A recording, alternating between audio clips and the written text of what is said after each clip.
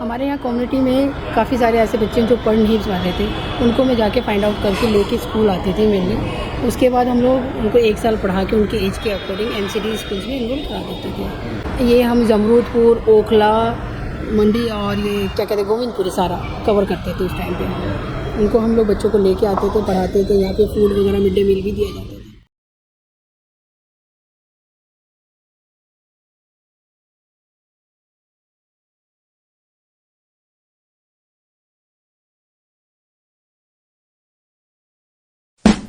What they are really focusing on right now is basically stitching, tailoring, and beauty culture.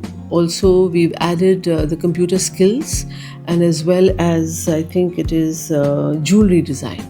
And what is picking up beautifully is the jewelry design. So this Ankuran really goes back more than 20 years back. Children used to even then go for community service classes, and when they would go to Alaknanda community or even Okhla community, and they figured out that there are so many children there who are out of school. Children who had no idea that there is a school, they can get educated, and so were the parents. They were only happy to send their children for an interaction with Bluewell School children who would come there for community service, happy to learn whatever they would be learning in half an hour. So this kept disturbing our children, that why these children are out of school. And in the course of their academic year, competitions do come in. They were a part of one of the environment competitions, and they won a cash prize there. So when they came back, they wanted to use this money for a cause. You know, we are very proud of the fact that this entire initiative of Ankuran actually was initiated by one of our old students called Astha Gupta way back in 2000. So they thought that they are going to start a non-formal education center. This gave birth to Ankuran in 2000-2001, while these children were in class 12, getting ready for their board exams, yet wanted to pursue this cause. There's a lot of scope that the students can do. So if they can be, after their school hours, find out what their needs are, what their avenues of support are, I'm sure the children can give their best in whatever areas the children are interested in. How do you expand whatever they've made into a small market? And that the school can definitely be a big support to them. We hope that they are able to expand them into their own small scale businesses and to be able to really earn a living on that. And there would be some success stories, particularly where jewelry design is concerned.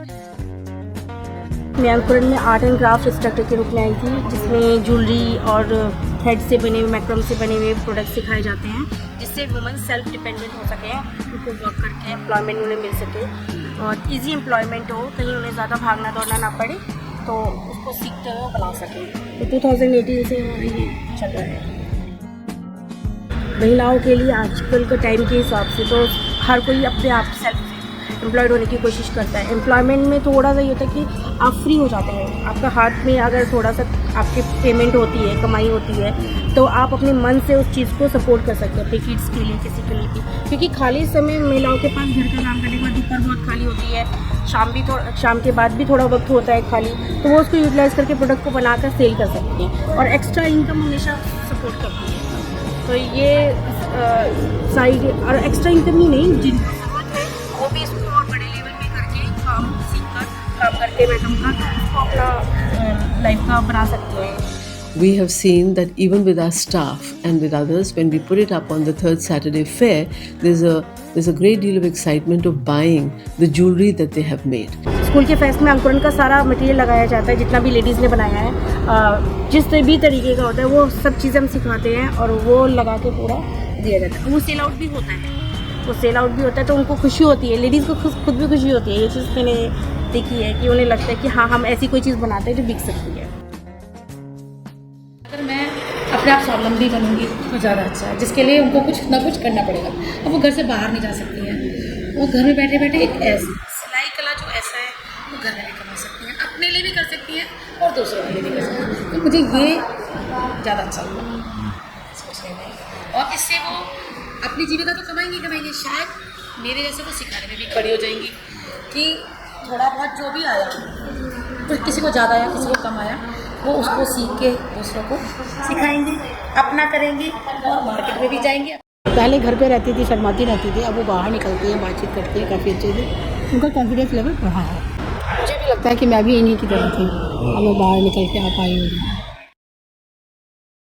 लड़कियां हमारे पास आती हैं उनकी personal grooming से related, development से related और उनकी personal hygiene से रिलेटेड, इन सब चीज़ों पे बात करती हैं। मतलब आप बेसिकली कहा जाए तो आप महिलाओं से मेंस्ट्रुएशन के बारे में बात करती हैं। जी, सब चीज़ तरह की बात करते हैं। इवन क्योंकि बहुत सारी लेडीज़ ऐसी आती हैं, पता होता नहीं है, गांव से आती हैं, कम एज में आ जाती हैं, छोटे छोटे बच्चे उनके पैदा हो जाते हैं 4-4, 5-5 साल के, फिर वो कहती हैं हमें ये प्रॉब्लम हो रही है, हमारी एजिंग स्किन हो रही है। तो हमें उन्हें बताना पड़ता है कि क्यों एजिंग स्किन हो रही है, क्यों आप 30-32 साल के हो, इतने साल के लगते हो, क्या रीज़न है। ये सब उन्हें हम समझाते हैं कि आपके बच्चे जल्दी हो गए हैं, आपको के पीरियड्स बहुत जल्दी आए, मतलब ये सारी जो पर्सनल चीज़ होती है वो सब बताते हैं। तो वो बहुत कुछ सीख के जाती हैं हमसे।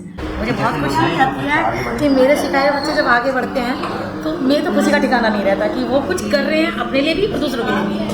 तो मेरी एक ऐसे ही बतूल मिस्ट्री, मेरी एक स्टूडेंट थी ऐसी जो यहाँ ही अमर कॉलोनी में रहती थी, तो वहाँ से उन्होंने करते करते अपने पेरेंट्स के साथ ही रहती थी। फिर अभी मैरिज हो गई है उनकी, तो अभी मुनीरका में उन्होंने अपना बुटीक खोल रखा है। और ऐसे ही मैं चाहती कि कोई और भी निकले, उभरे ऐसे ही, कोई अपना काम करके किसी और को भी सिखाए और अपना भी करे, साथ में बुटीक खोले, मार्केट में निकला उसका माल, अच्छी बात है। लास्ट बैच में हमारे पास बिहार से और 2 लड़कियां उड़ीसा से सिर्फ कोर्स करने के लिए आई थी और वो कोर्स करके चली गई। जब वो कोर्स करके यहाँ से जाती हैं और वहाँ काम करती हैं तो आप सोचिए हमें कितना अच्छा लगता है। एक एरिया है बदरपुर का, हमने वहाँ पे 11 साल काम किया और वहाँ पे मुझे नहीं पता कि कितनी लड़कियां हैं जो करके बाहर गई हैं और वो बाहर से फ़ोन करती हैं हमें। इवन हमारी 4-5 स्टूडेंट जो है वो अब्रॉड भी गई हैं और वो भी वहाँ पे बहुत अच्छा काम कर रही हैं। इसके अलावा भी बहुत सारी लड़कियां जैसे कभी मिलती हैं तो वो कहती हैं कि ठीक है हम काम कर रहे हैं और हमारा काम इतना अच्छा है, इतना प्रोफेशनल है और हम इतनी बारीकी से सिखाते हैं कि ज़्यादातर बच्चे काम करते ही हैं, बहुत कम होते हैं जो नहीं करते और जो घर में करते हैं। थोड़ा फ्री होकर टीचिंग होती है क्योंकि यहाँ पर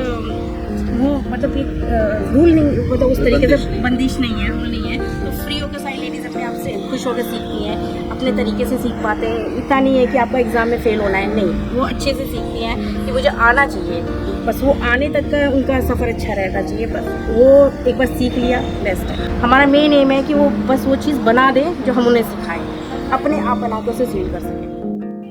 Well, we do want, basically, it's only the 4 areas that we've started with.